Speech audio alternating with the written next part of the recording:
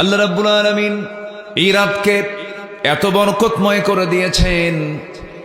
আগের যুগের মানুষ 1000 বছর বেঁচেছে, বহু ইবাদত করার সুযোগ পেয়েছে। সাহাবীরা একদিন বলছেন, ইয়া রাসূলুল্লাহ, আগের নবীর উম্মতরা বাঁচতেন শত শত বছর, আমরা বাঁচি খুব কম সময় নিয়ে দুনিয়াতে এসেছি, তারা তো আমাদের চাইতে সওয়াবের দিক দাগায় থাকবেন। সঙ্গে সঙ্গে আল্লাহ রাব্বুল আলামিন উম্মতে মুহাম্মাদের জন্য এমন কিছু রাত দিলেন, তার মধ্যে শ্রেষ্ঠ রাত একটা কদরের রাত। আল্লাহ রাব্বুল আলামিন সুন্দর করে এক জায়গায় বলছেন, ইন্না আনজালনাহু ফি লাইলাতিল কদরি ওয়া মা আদরাকা মা লাইলাতুল কদর। আবার সূরা দুখানে বলা হচ্ছে, ইন্না আনজালনাহু কুরআনান লাইলাতুম মুবারাকা, আমি বরকতময় রাত্রিতে কোরআন নাজিল করেছি। এটাকে বরাত বলা হয়নি, এটাকে অন্য কোনো রাত বলা হয়নি। অধিকাংশ মুফাসসির তারা বলেছেন এটা কদর কি বোঝানো হয়েছে। আল্লাহ রাব্বুল আলামিন এই সূরার ভিতরে কদরের মধ্যে শুধু কদর নিয়ে কথা বলেছেন, অন্য কোনো প্রসঙ্গে এই জায়গায় টানা হয় নাই। এই রাতটা কেমন রাত, এই রাতের মাহাত্ম্যটাকে আল্লাহ রাব্বুল আলামিন নিজেই ব্যাখ্যা করে বলছেন। একটানা 83 বছর 6 মাস ইবাদত করলে যে সওয়াবটা হবে, আল্লাহ রাব্বুল আলামিন এক রাতে তার চাইতে বেশি সওয়াব আল্লাহ পাক সেই বান্দাকে দিয়ে দিবেন।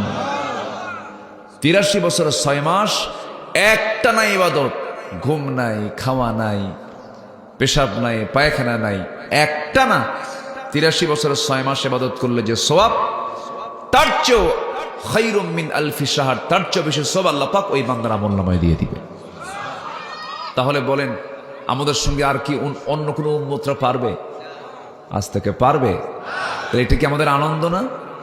বলেন, এটা কি আমাদের আনন্দ নয়? আনন্দ।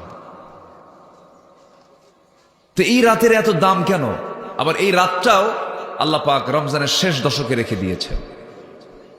আমরা তালাশ করব, এখনো তালাশ করব, সামনেও তালাশ করব। জোরে বলি ইনশাআল্লাহ।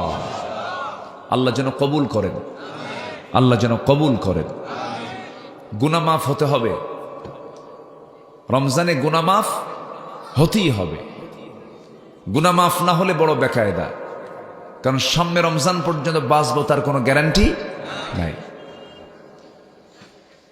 রমদুন থেকে রমাদান শব্দটা এসেছে, রমদুন, যার অর্থ হচ্ছে জ্বালিয়ে দেওয়া, ভস্ম করে দেওয়া। পশুত্বকে জ্বালিয়ে দিয়ে মনুষ্যত্বকে প্রতিষ্ঠা করার নাম হচ্ছে রমজান। সকল পশুত্ব, সকল গুণাগুলোকে নিজের জীবন থেকে মাইনাস করে, জ্বালিয়ে পড়ে সারখার করে একজন খাঁটি ইমানদার হয়ে গড়ে ওঠার মাস হচ্ছে রমজান। আল্লাহ তাআলা এই রমজান করিম আমাকে আপনাকে দিয়েছেন। এত বরকত কেন দিয়েছেন জানেন? এত বরকত, আমরা মক্কায় যাই কাবা থাকার কারণে, মদিনায় যাই নবীর কবর থাকার কারণে, ওযু করি কিসের জন্য বলেন তো? নামাজের জন্য। তাহলে ওযু করি নামাজের জন্য, মক্কায় যাই কাবার জন্য, মদিনায় যাই রাসূলের কবরের জন্য। তো এই মাসের দামটা বাড়ল কেন? কোরআন নাজিলের জন্য। জোরে বলেন সুবহানাল্লাহ। শুধুমাত্র কোরআন।